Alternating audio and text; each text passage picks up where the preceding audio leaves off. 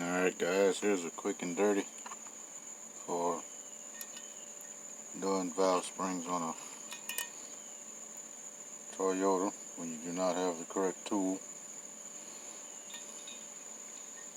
Set your valve spring on there. Keeper's already in the washer.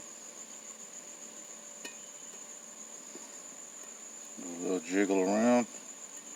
Jiggle, jiggle, jiggle.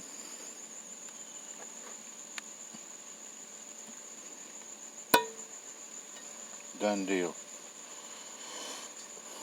Installed.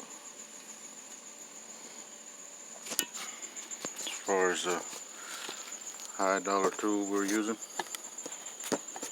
it is a flat washer welded onto two pieces of welding rod folded in half to make a handle.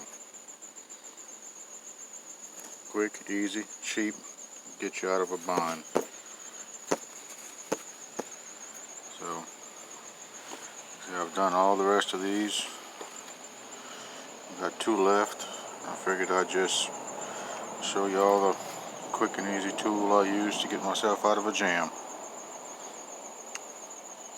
As always, this is to be made at your own discretion, at your own risk.